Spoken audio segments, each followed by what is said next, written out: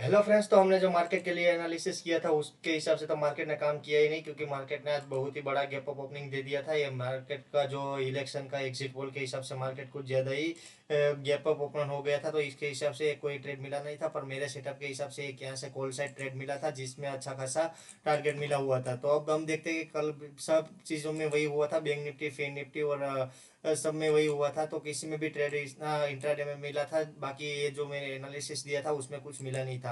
अब हम देखते हैं कि कल के दिन निफ्टी के लिए कौन से लेवल इंपॉर्टेंट रहने वाले हैं। कल भी इलेक्शन का रिजल्ट है, तो आप क्वांटिटी साइज कम करके ही ट्रेड करना। मार्केट का क्लोजिंग हुआ है 23,305 के पास। मार्केट यहीं कहीं ओपन होता है और फिर 5 मिनट की कैंडल इसके ऊपर क्लोजिंग देता है, और फिर जब 23,280 को रिटेस्ट करने के लिए आता है, तो यहाँ से हम कॉल साइड जाएंगे। टारगेट रखेंगे 23,391 का, 23,505 का दूसरा टारगेट रहेगा। 25 पॉइंट का ही स्टॉप लॉस रहेगा। अगर मार्केट 23,280 को ब्रेक डाउन देता है और एक 5 मिनट की कैंडल क्लोजिंग देता है, और फिर 23,280 को रिटेस्ट करने के लिए आता है, यहाँ पे हम पुट ट्राई करेंगे। 23,123 का पहला टारगेट रखेंगे। और अगर उधर मार्केट 23,123 के पास आता है, तो यहाँ से हम कॉल सेट ट्राई करेंगे। टारगेट रखेंगे 23,280 का, और स्टॉप लॉस रखेंगे 25 पॉइंट का। मार्केट 23,123 को ब्रेक डाउन देता है और एक 5 मिनट की कैंडल उसके नीचे क्लोज देता है, और फिर जब 23,123 को रिटेस्ट करने के लिए आता है, तो यहाँ से हम पुट ट्राई करेंगे। 23,000 पहला टारगेट, दूसरा टारगेट 22,890 का दूसरा टारगेट रहेगा। 25 पॉइंट का स्टॉप लॉस रहेगा।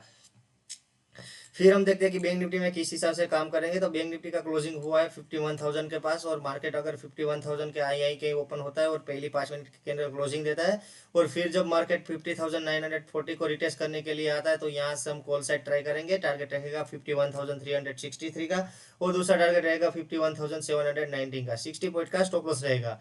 मार्केट 50,940 को ब्रेक डाउन देता है और 5 मिनट की कैंडल क्लोजिंग देता है, और फिर जब 50,940 को रिटेस्ट करने के लिए आता है, 945 को रिटेस्ट करने के लिए आता है, तो यहाँ से हम पुट ट्राई करेंगे और 50,350 का टारगेट रखेंगे, और 60 पॉइंट का स्टॉप लॉस रखेंगे। अगर मार्केट 50,350 के पास मिलता है, तो यहाँ से हम कॉल ट्राई करेंगे 60 पॉइंट का स्टॉप लॉस के साथ। 50,935 का टारगेट रखेंगे। अगर मार्केट 50,350 को भी ब्रेक डाउन देता है और एक 5 मिनट की कैंडल उसके नीचे सस्टेन करता है, और फिर जब 15,350 को रिटेस्ट करने के लिए आता है, तो यहाँ से हम कॉल पुट साइड जाएंगे। पहला टारगेट रखेंगे 49,900 का, और दूसरा रहेगा 49,436 का। फिर हम देखते हैं कि फी निफ्टी में हम किस हिसाब से काम कर सकते हैं। तो फी निफ्टी का क्लोजिंग हुआ है 22,655 के पास। तो मार्केट अगर यही कहीं ओपनिंग देता है और 22,574 को वो रिटेस्ट करने के लिए आता है, तो 22,741 पहला टारगेट रहेगा, 22,900 दूसरा टारगेट रहेगा। 25 पॉइंट का स्टॉप लॉस रहेगा। अगर मार्केट 22,575 को ब्रेक डाउन देता है और एक 5 मिनट की कैंडल क्लोजिंग देता है, और कैंडल क्लोजिंग के बाद जब मार्केट 22,574 को रिटेस्ट करने के लिए यहाँ पे आता है, तो यहाँ से हम पुट ट्राई करेंगे। 22,340 का टारगेट रहेगा, और 25 पॉइंट का स्टॉप लॉस रहेगा। और 22,340 के पास से हम कॉल ट्राई करेंगे, और 22,575 का टारगेट रहेगा, और 25 पॉइंट का स्टॉप लॉस रहेगा। अगर मार्केट 22,340 को ब्रेक डाउन देता है और एक 5 मिनट की कैंडल उसके नीचे सस्टेन करता है, और फिर जब मार्केट 22,340 को रिटेस्ट करने के लिए आता है, तो यहाँ से हम पुट ट्राई करेंगे। 22,175 का पहला टारगेट, 22,000 का दूसरा टारगेट, और 25 पॉइंट का स्टॉप लॉस रहेगा।